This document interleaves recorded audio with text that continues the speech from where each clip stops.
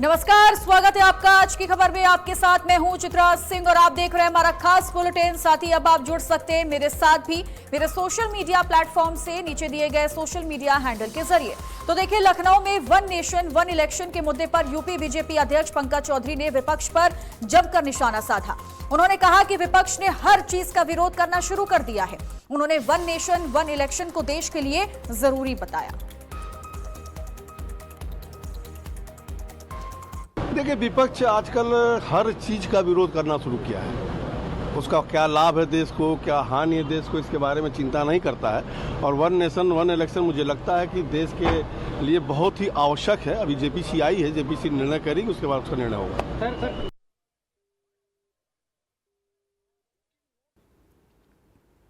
आगरा के डौकी थाना क्षेत्र से मानवता को शर्मसार करने वाली तस्वीर सामने आई है। युवक को बीच सड़क पर बेरहमी से पीटा गया। आरोप है कि एक महिला दो युवकों ने युवक पर पत्थर से हमला किया और उसे रस्सियों से बांधकर बांस से भी पीटा गया। इस घटना का वीडियो भी देखिए, काफी ज्यादा वायरल हुआ, जो कि चर्चा का विषय भी बना हुआ है। वीडियो का संज्ञान लेकर पुलिस जांच में जुटी है। फिलहाल आगे बढ़ेंगे, जहां ललितपुर के चकबंदी कार्यालय में पीड़ित किसान ने आत्महत्या का प्रयास किया है। सुनवाई न होने से पीड़ित ने खुद पर ज्वलनशील पदार्थ डाला। लोगों ने बचाया है। जमीन के हस्तांतरण की वजह से ये युवक काफी ज्यादा परेशान है। कचहरी परिसर के चकबंदी कार्यालय का ये पूरा मामला है। वीडियो भी आपको हम दिखा रहे हैं किस तरीके से ये पीड़ित किसान रोता बिलखता हुआ नजर आ रहा है।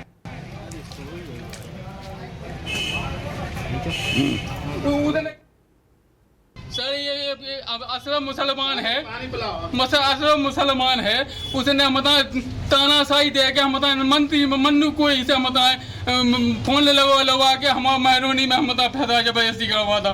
इधर हम कहाँ आए, आप कहाँ आए थे अभी? सबसे पहले हम महरोनी में हमारा केस चल रहा था। हम हमारा भिक्का का बता ना, हम इसका मतलब आईडी में नाम नहीं है, उसमें कुछ में भी हम उसका नाम नहीं है सर। तो अभी आपने क्या किया इधर पे? तो हमारे कोई न्याय नहीं मिला। ललितपुर से वक्फ संपत्ति को लेकर बड़ा विवाद सामने आया। यहां हजरत संत शाह बाबा स्थित वक्फ संख्या 143 की जमीन पर नाजायज कब्जे का आरोप लगा। मामले को लेकर जिलाधिकारी और अपर सर्वे वक्फ आयुक्त को शिकायती पत्र सौंपा गया। शिकायत में 6.81 एकड़ वक्फ संपत्ति पर कब्जे का दावा किया गया। वक्फ अधिनियम 1995 और संशोधित प्रावधानों के तहत कार्रवाई की मांग उठाई गई। तो वहीं शिकायतकर्ताओं ने बिना अनुमति किसी भी कार्यक्रम या गतिविधि पर रोक लगाने की गुहार लगाई है। समस्या ये है कि हम उर्स कमेटी जो जिसका जबकि कोर्ट का आदेश है, माननीय हाई कोर्ट का आदेश है कि आप 5 दिन उर्स कराएं, उसके बाद कोई मतलब नहीं आपको। हम लोग चाहते हैं, हमारी प्रबंधक कमेटी है, हमें वक्फ बोर्ड ने यहाँ भेजा है बना के, हम लोग काम करने नहीं देते और मनमानी तरीके से दादागिरी करके समस्या क्या है? दबा चपा कर काम नहीं करने देते। कोई भी हम काम चाहे करना तो हमें करने नहीं देते। हम चाहते हैं कि हम लोग पूरा परमिशन मिले। हम लोग का है, हम इसलिए डीएम साहब से आग्रह करने आए थे कि हमें इजाजत दी जाए कि हम अपने तरीके से। मुजफ्फरनगर में अखिल भारतीय उद्योग व्यापार मंडल की पश्चिमी उत्तर प्रदेश क्षेत्रीय बैठक आयोजित हुई और इस बैठक में व्यापारियों की समस्याओं और सरकार से जुड़ी मांगों पर मंथन किया गया। व्यापार मंडल के राष्ट्रीय अध्यक्ष संदीप बंसल ने सीएम योगी की जमकर तारीफ की। उन्होंने कहा कि योगी सरकार में कानून व्यवस्था बेहतर हुई है, जिसका फायदा व्यापारियों को मिला। संदीप बंसल ने ऑनलाइन व्यापार, जीएसटी, भ्रष्टाचार और व्यापारियों की सुरक्षा जैसे मुद्दे उठाए। इस बैठक में पश्चिमी यूपी के कई जिलों से पहुंचे व्यापारियों ने संगठन की मजबूती पर भी जोर दिया।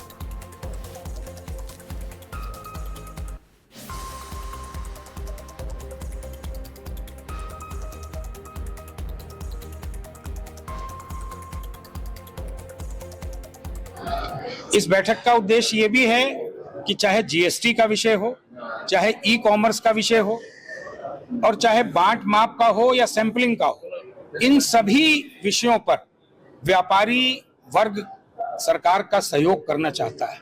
हम ये नहीं चाहते कि हमारे ऊपर ये इल्जाम कहीं पर लगे कि हम सरकार से अलग हैं, लेकिन हम ये भी नहीं चाहते कि भ्रष्टाचार में लिप्त अधिकारी कर्मचारी व्यापारी का शोषण करें। इसके लिए आज इस बैठक में ये रणनीति तय की गई है कि हम संगठित होकर किसी भी तरह के भ्रष्टाचार को स्वीकार नहीं करेंगे और अपनी बात को सरकार तक भी और संगठन तक भी पहुंचाएंगे, लेकिन पैसे का लेन देन नहीं करेंगे। ई कॉमर्स के विषय पर यह तय हो रहा है कि हम खुदरा व्यापारी अपने व्यापार को जिंदा रख सकें, इसके लिए सरकार से यह आग्रह करेंगे कि अतिरिक्त चार्जेस लगा करके खुदरा व्यापार जिंदा रहे, इसलिए ई कॉमर्स का मुकाबला हम कर सकें, ऐसी योजना और नीति बनाई जाए। आज ये पश्चिमी प्रदेश की हमारी आज बैठक है। माननीय अतिथि हमारे राष्ट्रीय अध्यक्ष संदीप बंसल जी आए हैं, प्रदेश अध्यक्ष विपिन कंसल जी हैं, महिला प्रदेश अध्यक्ष हमारी अनिता जायसवाल जी आई है। मैंने इनका पहले दिन स्वागत किया है। इस बैठक का उद्देश्य ये संगठन को मजबूती देना, व्यापारियों की जो समस्याएं माननीय राष्ट्रीय अध्यक्ष जी के सामने रख के नीतिगत फैसले लेना, जो भी कमियां हैं चाहे।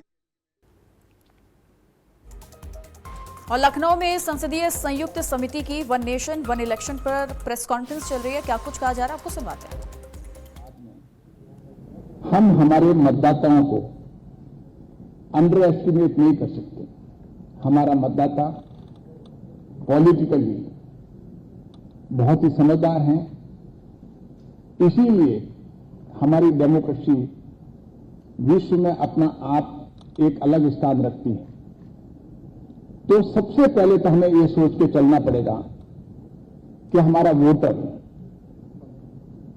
किसको वोट देना और किसको नहीं देना, वो किसी से इन्फ्लुएंस नहीं होता है, वो अपना वोट देता है। और यही कारण है कि जो हम सोचते हैं, अनुमान लगाते हैं, कई बार हमारे अनुमान गलत जाते हैं, क्योंकि हमें हमारे मतदाता को समझना पड़ेगा।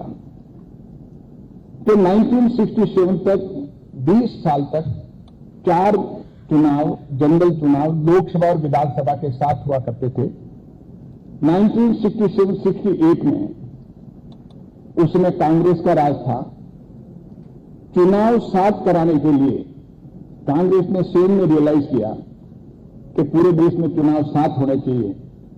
उसमें 7-8 विधानसभा ऐसी थी जिनके चुनाव राष्ट्रपति शासन की वजह से हों या नए राज्य होने की वजह से हों, उनके चुनाव की साइकिल लोकसभा से अलग हो गई। तो उन विधानसभाओं को, करीब 8 विधानसभाओं को प्रीमेच्योर, उनका कार्यकाल खत्म होने के पहले उनको बंद किया गया। क्यों किया गया? कि इन विधानसभाओं का चुनाव भी लोकसभा के साथ करा दें, और लोकसभा के साथ हुए थे। लेकिन उसके बाद में स्लोली कुछ विधानसभा फिर राष्ट्रपति शासन लगने की वजह से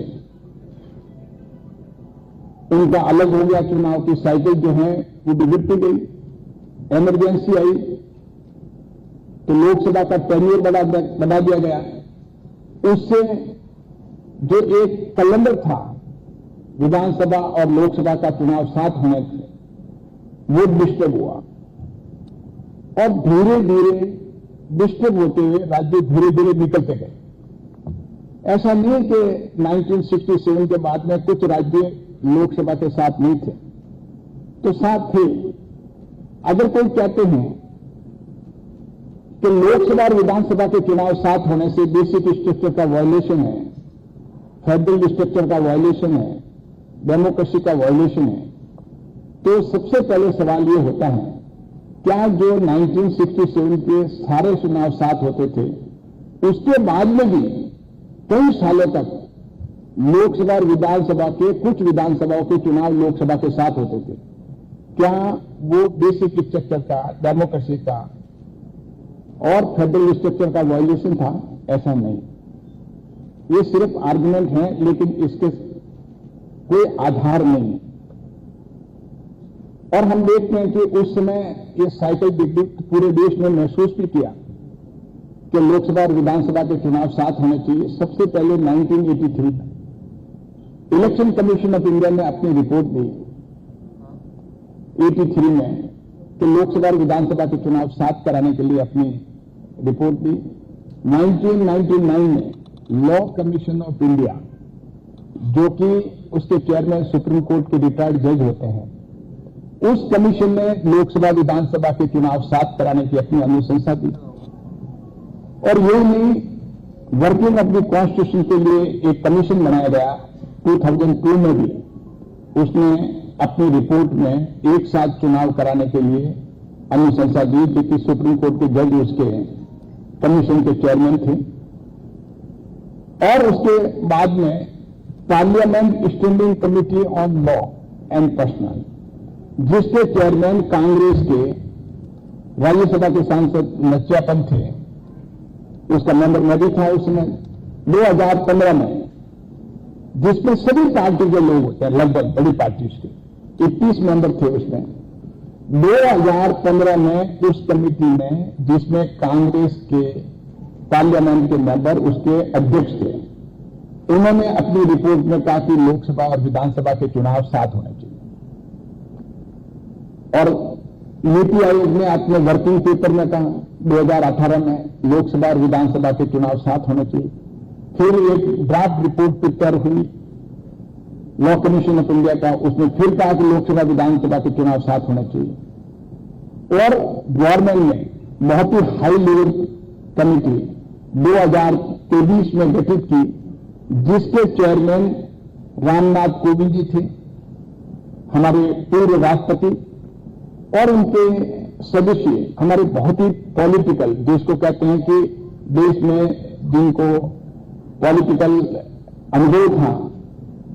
अनुभव है, ऐसे हमारे माननीय गृह मंत्री जी अमित शाह जी भी उसके सदस्य थे, रामनाथ कोविंद जी की कमेटी के, गुलाम नबी आजाद जी भी थे, और कई लीगल एक्सपर्ट भी थे। हरीश साल्वे जैसे हमारे बहुत ही सीनियर एडवोकेट और लीगल एक्सपर्ट हैं, वो भी थे। इस तरह से लॉ मिनिस्टर भी थे, 8 मेंबर थे। और वहीं लखनऊ में विश्व कौशल दिवस 2026 के कार्यक्रम में सीएम योगी ने विपक्ष पर जमकर निशाना साधा। सीएम योगी ने 2017 से पहले की सरकारों की कार्यप्रणाली पर सवाल उठाए। उन्होंने कहा कि यूपी बीमारू नहीं हुआ था, बल्कि तत्कालीन सरकार की सोच और कार्यप्रणाली बीमारू हो गई थी। सीएम योगी ने युवाओं को रोजगार न मिलने, कारीगरों के पलायन से लेकर किसानों के अपमान का भी मुद्दा उठाया। उन्होंने कहा कि जो सरकार अपने युवाओं और अन्नदाताओं की उपेक्षा करती है, उसके लिए कोई जगह नहीं होनी चाहिए। बीमारू यूपी नहीं हुआ था, तत्कालीन सरकार की मानसिकता बीमार थी। उनके कृत्य बीमारू मानसिकता के प्रतीक थे। युवाओं के लिए नौकरी नहीं,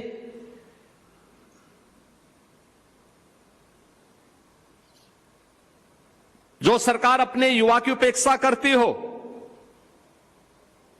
अपने कारीगर को प्लान करने के लिए मजबूर करती हो,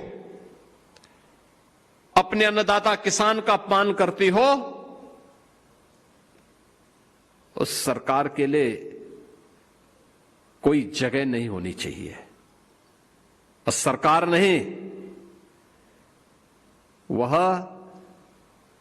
सिस्टम के नाम पर एक कलंक है। और 2017 के पहले यही होता था। लखनऊ में सीएम योगी ने विश्व युवा कौशल दिवस 2026 के अवसर पर आयोजित कार्यक्रम में युवाओं को संबोधित भी किया। सीएम योगी ने अपने संबोधन में 2017 से पहले की सरकारों पर निशाना साधा। उन्होंने कहा कि उस दौर में युवाओं के लिए शिक्षा, कौशल विकास, रोजगार के अवसरों की स्थिति खराब थी। सीएम ने कहा कि डिग्री हासिल करने के बाद भी युवाओं को प्रदेश में काम और सम्मान की चुनौती थी। उन्होंने सरकारी नौकरियों में अनियमितताओं का आरोप लगाते हुए पिछली सरकारों पर जमकर हमला बोला। 2017 आप में से जितने युवा हैं, तब आप अपने मां बाप के साथ बच्चे रहे होंगे, यानी 10 वर्ष पहले। स्वाभाविक रूप से मां बाप के ऊपर पूरी तरह आश्रित, न वर्तमान की चिंता न भविष्य की चिंता। और हर मां बाप अपने बच्चे को किसी भी अपशकुन से बचाती है। लेकिन दुर्भाग्य से 2017 के पहले तत्कालीन राज्य सरकार ही प्रदेश की सबसे बड़ी अपशकुन बन चुकी थी। युवाओं के लिए शिक्षा चौपट थी, कौशल विकास की कोई व्यवस्था नहीं थी, और सुरक्षा का वातावरण था। न बेटी सुरक्षित थी, न व्यापारी सुरक्षित था। युवा के सामने पहचान का संकट था। अगर किसी ने कोई डिग्री ले ही ली, कहीं से कोई जा करके प्रयास करके कोई डिग्री, कोई डिप्लोमा, कोई सर्टिफिकेट प्राप्त कर भी दिया तो यूपी के अंदर तो काम नहीं था, यूपी के बाहर जाता था तो यूपी के नाम पे लोग वैसे चिढ़ते थे, इसलिए यूपी के बाहर कोई सम्मान भी नहीं था। सरकारी नौकरी पर एक खानदान का अधिकार था। या तो नौकरी निकलती नहीं थी, नौकरी निकल गई तो चाचा भतीजे की जोड़ी वसूली के लिए भी निकल पड़ती थी और बिना पैसे के कुछ काम होता नहीं था, न्यायालय को स्टे करना होता था। उत्तर प्रदेश धीरे धीरे करके बीमारू राज्य होता गया।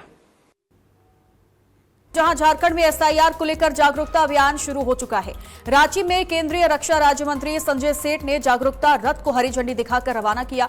अभियान का उद्देश्य एसआईआर को लेकर फैली भ्रांतियों और अफवाहों को दूर करना है। हाल के दिनों में बिहार और पश्चिम बंगाल में इस मुद्दे को लेकर कई तरह की चर्चाएं सामने आई हैं। वहीं मंत्री संजय सेठ ने लोगों से अफवाहों से बचने और सही जानकारी पर भरोसा करने की अपील की है।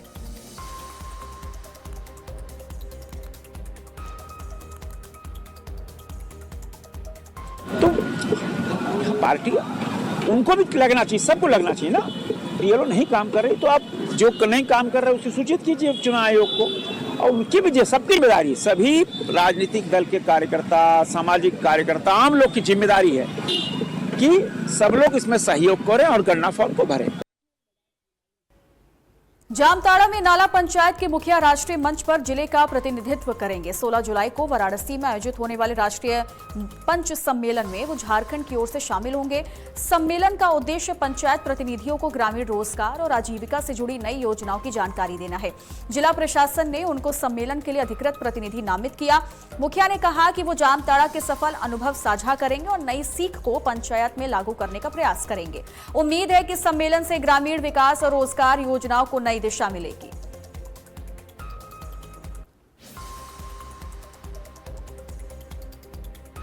तो 16 को विशेषकर वाराणसी में हम लोगों को पंच सम्मेलन होने वाला है।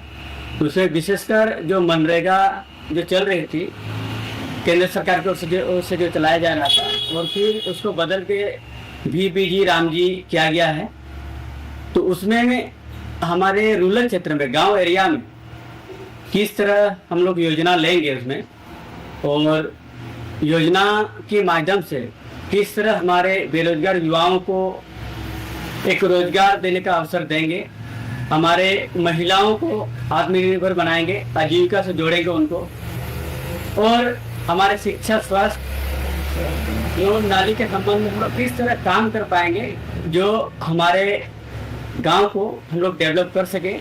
और कहते हैं कि देश की जो आत्मा बसती है वो गांव में बसती है, तो अगर गांव हम लोग डेवलप कर पाएंगे तो हमारे देश को और आगे लेके जा पाएंगे। राम मंदिर ट्रस्ट के सीईओ के चुनाव में अब तक हजारों आवेदन मिले हैं। ये बड़ी जानकारी आपको बता रहे हैं, जहां 18 जुलाई तक आवेदन मांगे गए हैं और बड़ी संख्या में रिटायर्ड IAS अफसरों का आवेदन आया है। रिटायर्ड सैन्य अफसरों की भी बड़ी तादाद बताई जा रही है। तो 18 जुलाई तक का देखिए वक्त है और ये ऐलान किया गया है कि सीईओ के लिए हर कोई अप्लाई कर सकता है। और अब तक देखिए हजारों आवेदन आ चुके हैं, चूंकि 18 जुलाई तक का वक्त है और इससे पहले आवेदन मांगे गए हैं। और बताया जा रहा है कि अब तक भी बड़ी संख्या में जो रिटायर्ड IAS अफसर हैं उनके आवेदन आए हैं। साथ ही रिटायर्ड सैन्य अफसरों की भी बड़ी तादाद इसमें शामिल है।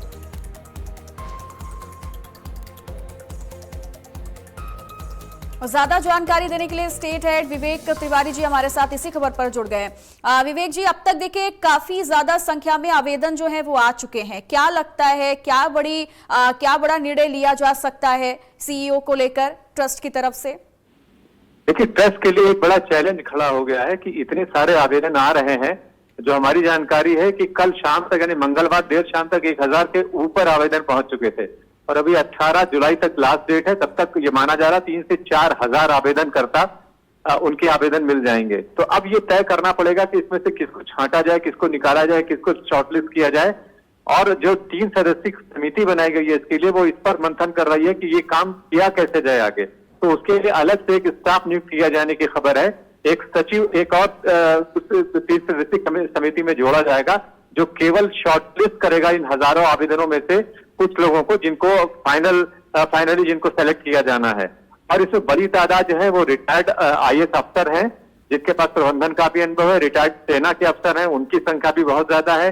प्राइवेट कंपनीज में जिन लोगों ने काम किया है या जिन्होंने धार्मिक ट्रस्ट चलाए हैं बड़े बड़े देश में, वैसे CEO के भी आवेदन प्राप्त हुए हैं। तो एक इतना कंट्रोवर्सी चल रही है, बावजूद उसके मंदिर ट्रस्ट के CEO बनने के लिए हम कहें तो देश में होड़ लगी हुई है। ये किसी को एक्सपेक्ट नहीं था कि इतनी बड़ी संख्या में आवेदनकर्ता खड़े हो जाएंगे CEO बनने के लिए।